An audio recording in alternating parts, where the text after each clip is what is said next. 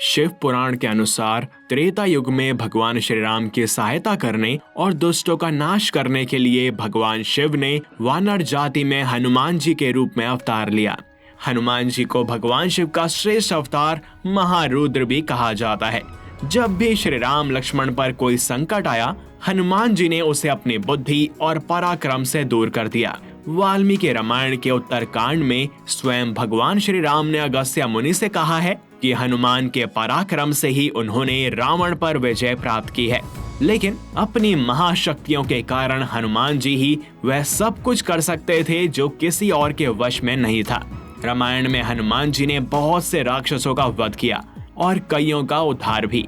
आज की इस वीडियो में हम उन राक्षसों के विषय में जानेंगे जिनसे हनुमान जी ने समुद्र में युद्ध किया। किंतु आगे बढ़ने से पहले अगर आप चैनल पर नए हैं तो इसको सब्सक्राइब कर लें और बेल आइकन को प्रेस करना ना भूलें और हमारे साथ बोलें जय सिया राम, जय जय सिया राम।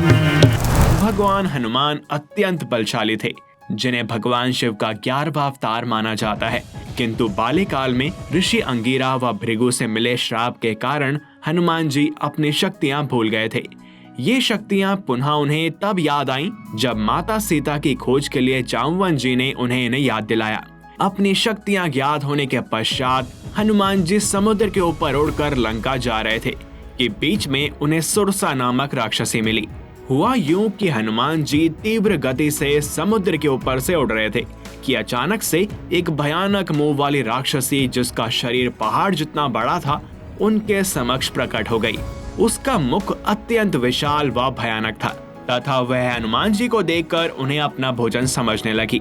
उसने हनुमान जी को कहा कि वह भूखी है व देवताओं के द्वारा उसे हनुमान जी के रूप में अपना भोजन मिला है, इसलिए वो उन्हें खाए बिना नहीं जाने देगी। हनुमान जी ने उसे अपना यहाँ आने का प्रयोजन बताया। वह उनसे अनुरोध किया कि वे अपना कार्य करके पुनः उनके पास आ जाएंगे ताकि वह उन्हें खा सके। किंतु सुरसा ने उन्हें नहीं जाने दिया। उसने कहा कि उसे भगवान ब्रह्मा का वरदान है कि कोई भी उसकी आज्ञा के बिना यहाँ से आगे नहीं जा सकता, इसलिए उन्हें उसके मुख में आना ही होगा। किंतु यदि वे उसके मुख से बचकर बाहर निकल जाएंगे तो ब्रह्मा जी का वरदान पूर्ण माना जाएगा। यह सुनकर हनुमान जी तैयार हो गए। वह सुरसा को मुंह खोलने को कहा। सुरसा ने हनुमान जी को खाने के लिए अपना जबड़ा खोला, किंतु हनुमान जी ने शक्ति से अपना शरीर बड़ा कर लिया, जिससे वह सुरसा के मुख में नहीं समा सकते थे। यह देख सुरसा ने भी अपना जबड़ा और खोल लिया, किंतु जैसे ही वह जबड़ा और खोलती, हनुमान जी भी अपना शरीर और बड़ा कर लेते। जब सुरसा का जबड़ा पूर्ण रूप से खुल गया, वह अत्यंत विशाल हो गया, तब हनुमान जी ने तीव्र गति से अपना शरीर सूक्ष्म कर लिया। वह सुरसा के मुख के अंदर जाकर वापस बाहर आ गए। हनुमान जी की ऐसी चतुराई देखकर सुरसा बहुत प्रसन्न हुई। अपने असली व सुंदर रूप में आने के पश्चात उसने हनुमान जी को बतलाया कि वह दक्ष की पुत्री है, ऋषि कश्यप की पत्नी व नागों की माता है, जिससे स्वयं देवताओं ने हनुमान जी की परीक्षा लेने भेजा था। वे देखना चाहते थे कि जो माता सीता को ढूंढने जा रहा है उसमें कितना धीरज, बुद्धि व बल है। इसलिए वह राक्षस रूप धारण करके उनकी परीक्षा लेने आई थी, जिसमें वे भली भांति सफल हुए हैं। इतना कहकर सुरसा ने हनुमान जी को आशीर्वाद दिया व वहां से अंतर ध्यान हो गईं। इसके उपरांत हनुमान जी आगे बढ़ गए और फिर उनको एक और विकट स्थिति का सामना करना पड़ा। वे अभी कुछ ही दूर गए थे कि समुद्र के गर्भ में रहने वाली एक अत्यंत भयंकर सिंहिका नामक राक्षसी ने उछलकर हनुमान जी को पकड़ लिया और बोली, अरे मुझे लांघकर जाने वाला तू कौन है? वह राक्षसी अत्यंत विकट थी। वह पानी पर पड़ने वाली छाया से ही ऊपर उड़ते हुए जीव को पकड़ लेने की क्षमता रखती थी। हनुमान जी समझ गए कि यह अत्यंत दुष्ट राक्षसी है। इससे पहले कि वे अपने बचाव का कोई मार्ग सोचते, उस राक्षसी ने अपने विशाल मुख में हनुमान जी को डाल लिया और सटक गई। परंतु उसके पेट में पहुंचते ही हनुमान जी ने अपना आकार बढ़ा लिया और उसके पेट को फाड़कर बाहर निकल गए। सिंहिका का वध करके वे पुनः आकाश में उड़ चले, जिसके बाद सिंहिका का विशाल शरीर समुद्र के गर्भ में समा गया।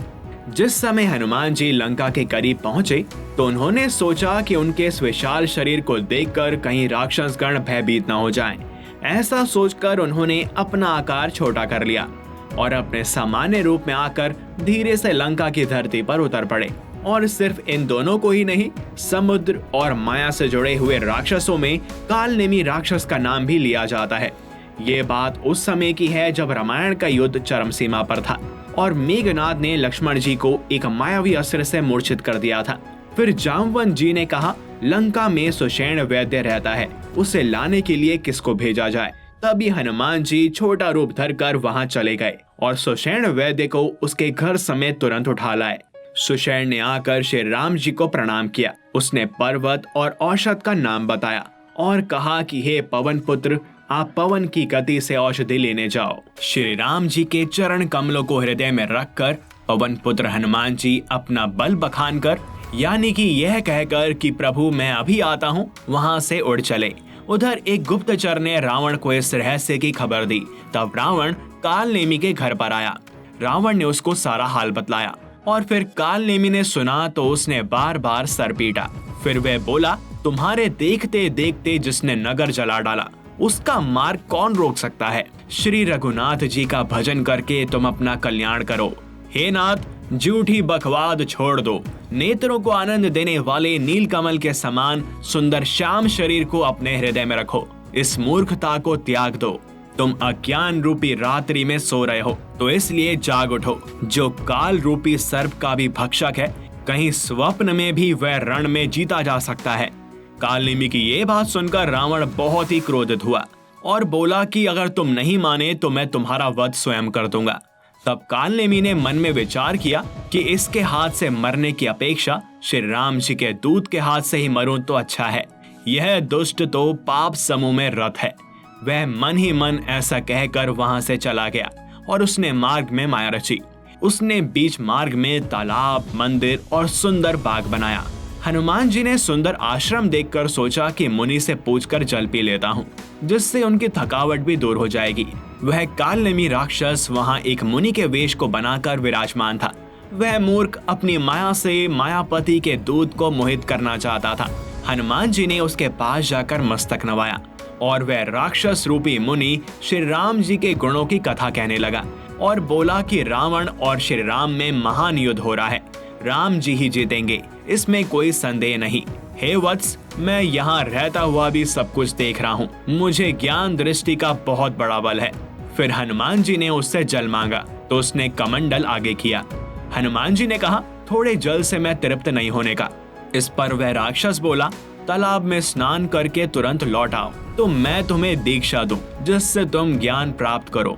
फिर हनुमान जी तालाब में प्रवेश करते हैं और उनके प्रवेश करते ही एक मकड़ी ने अकुलाकर उसी समय हनुमान जी का पैर पकड़ लिया और हनुमान जी ने उसे मार डाला।